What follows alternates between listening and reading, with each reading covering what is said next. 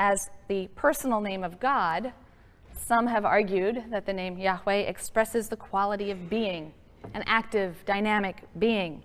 This God is one who brings things into being, whether it's a cosmos from chaos or now a new nation from a band of runaway slaves. But it could well be that this is simply God's way of not answering Moses' question. We've seen how the Bible feels about revealing names, and the divine being who struggled and wrestled with Jacob sure didn't want to give him his name. So I've often wondered if we're to read this differently. Who am I? I am who I am, and never you mind.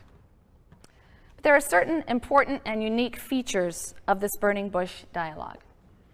First, God identifies himself to Moses as the God of Abraham, Isaac, and Jacob.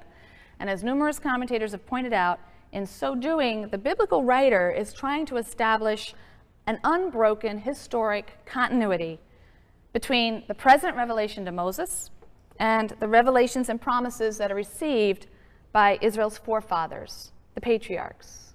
And yet, paradoxically, the very assertion of continuity only serves to underscore a fundamental discontinuity. Because even as God asserts that he is the God of the patriarchs, he reveals to Moses a new name, Yahweh, so that Yahwism and the Yahweh cult can be said to begin only with Moses.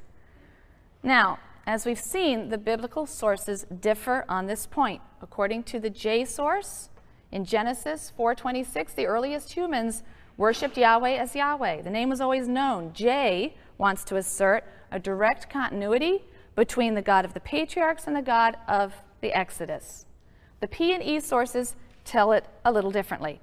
Exodus 6, verses 2 to 4, very important passage. Exodus 6, verses 2 to 4. It's assigned to P, and here God says, I am Yahweh. I appeared to Abraham, Isaac, and Jacob as El Shaddai, but I did not make myself known to them by my name, Yahweh. Now this contradicts the J source. And many scholars have suggested that P and E preserve a memory of a time when Israel worshipped the Canaanite god El. P and E wish to claim that the God who covenanted with the patriarchs is the God of the Exodus, but now with a new name. They also, like J, they want to assert a continuity. But in doing so, they do it in a way that really ultimately draws attention to the fundamental discontinuity, the sense of a new beginning. And to understand that new beginning, we need to look at the differences between patriarchal religion and the new Yahwism. There's a list on your handout, so I hope everyone got a copy of the handout. If you didn't, perhaps you can raise your hand, and if the TFs have any left, you'll want to take a look at these differences between patriarchal religion, Mosaic Yahwism. This list is going to help us. This list is based on information that's supplied by many scholars. I've relied very much on Michael Coogan, but others as well. Look first at the sheet that gives you the titles of God. And you'll see that in the patriarchal traditions, all right, so we're talking about Genesis primarily. I've thrown in some other texts also, but focusing for a moment on the patriarchal traditions of Genesis, God is 6 times called El Shaddai. Other names are El Elyon, El Olam, El Roi, El Bethel. You can see the translations of these. The everlasting God, God Most High, a God of seeing, the God of the house of God, and so on. El is the name of the chief God in the Canaanite pantheon. Flip over to the other side of your handout, where I discuss an important set of texts that were discovered at a place called Ras Shamra. Ras Shamra was ancient Ugarit. In 1928, a peasant in Syria discovered a tomb at Ras Shamra, which was subsequently excavated by the French, and it was found to contain a library of tablets that were written in a language very, very close to Biblical Hebrew. It's clear that Hebrew is simply a Canaanite dialect. In fact, I remember reading one scholar said if you go back far enough, you're really hard-pressed to tell the difference between Canaanite and Hebrew.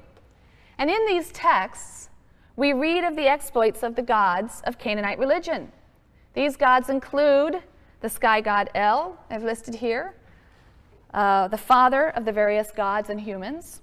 El has a wife, Asherah, she's listed 3rd on your paper, a mother goddess, their daughter Anat, who is a goddess of love and war, she's quite fierce, and then their son Baal, who is a storm god. He's depicted in mythological literature as defeating both the chaotic sea, God, the sea god Yam, and the god of death, Mot. There are striking resemblances between the biblical God of the patriarchs and the Canaanite god El. El is the head of the council of gods. He is said to have a long white beard. He dwells on a mountain top in a tent. His epithets include father of all creatures, bull, king. He is also described as the protector of patriarchs, patriarchal figures, a god of the father of the clan, it says in the text. He guides them, he protects them, he promises them descendants. Many biblical passages depict God exactly this way, as the head of a council of divine beings. He's occasionally described with some of the epithets that are associated with El. He's referred to as the father of all creatures. There are poetic passages in which he is referred to as bull, also certainly as king. And in the patriarchal narratives, God refers to himself as the God of the Father. I am the God of the Father, the same way El is referred to. He guides and protects the patriarchs. He makes promises of progeny to Abraham and his heirs.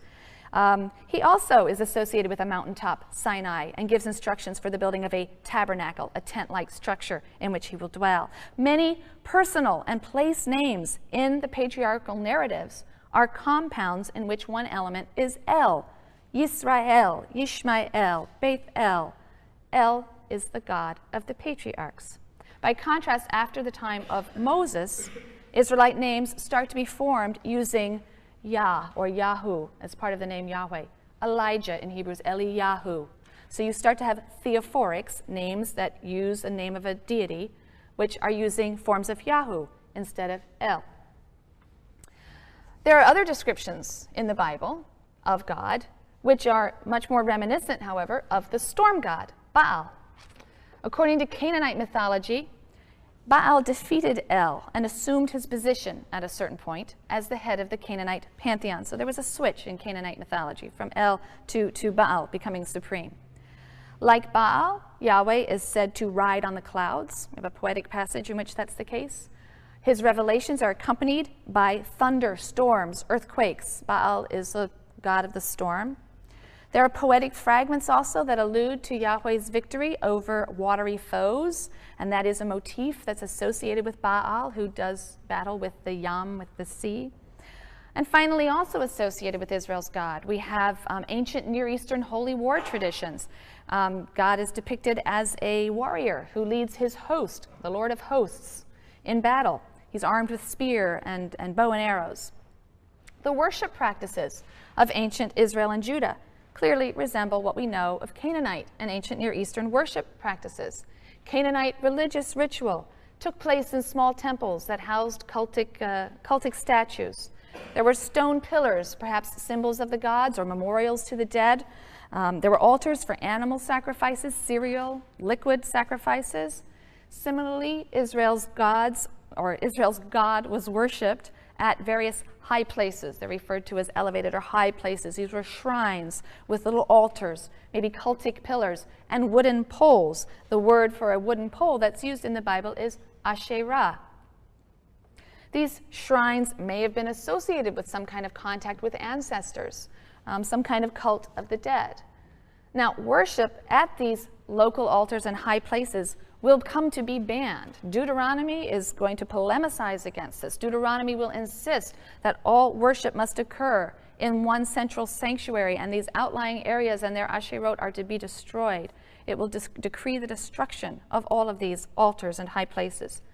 The patriarchal stories are clearly not the work of the Deuteronomist.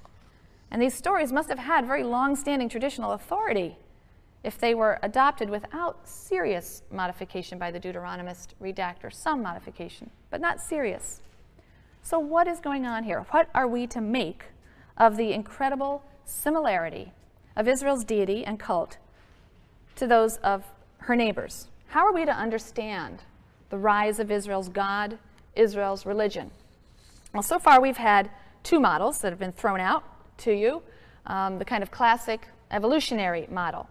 From polytheism's worship of many gods, there's a natural evolution to henotheism's denial of all gods, elevation of one God to a supreme position. Sort of one comes to be favored, and then eventually becomes so important the others really fall away, and you have really the denial of all gods but the one.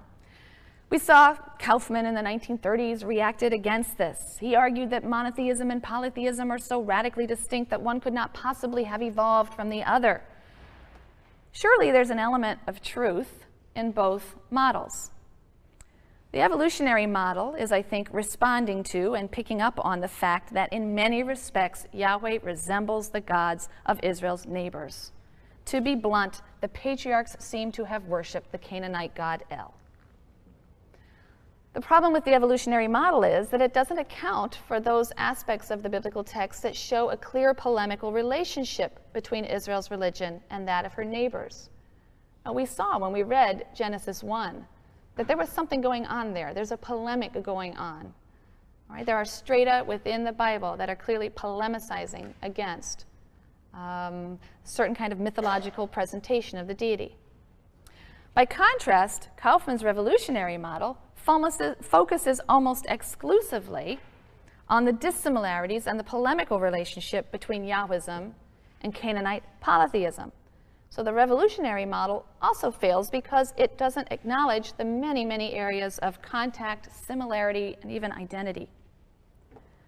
So a third way has emerged in the last 20 years or 15 years or so, and it's one that seeks to avoid this dichotomy between polytheism and monotheism.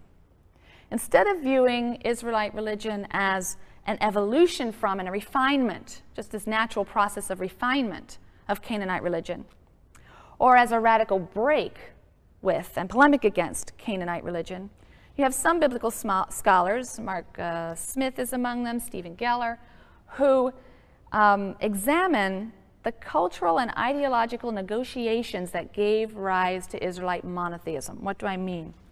Mark Smith specifically describes the origin and development of Israelite religion as a process of what he calls convergence and differentiation. He writes, "Convergence involved the coalescence of various deities and/or some of their features into the figure of Yahweh. There is a period of convergence and blending of the deities." By contrast, he describes differentiation as a process whereby Israel came to reject its Canaanite roots and create a separate identity. At some point, there was a desire to separate, and in that process of identity formation, a polemic began to develop that created Yahweh in a distinct way, differentiated from the Canaanite deities. So let's consider Smith's convergence first.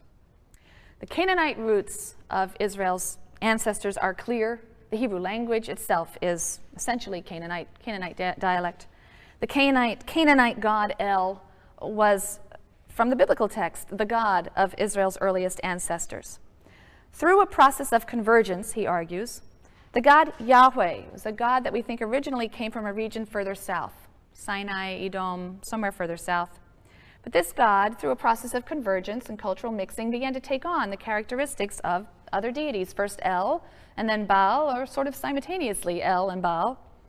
Later, certain aspects of this convergence would be polemicized against and rejected as a Yahweh-only party sought to differentiate itself from those that it would now label as other and call Canaanites, as distinct from Israelites. Smith's model of convergence and then differentiation has great explanatory power. It explains the deep similarity of Israel's deity and the deities of her neighbors, but it also explains the vehement biblical polemic against Canaanite religion and Baal worship in particular, which we will come to see. It reminds one of sibling rivalry, right? Siblings who obviously share a tremendous amount and can be extraordinarily similar are precisely the siblings who can struggle and wrestle the most to differentiate themselves from one another.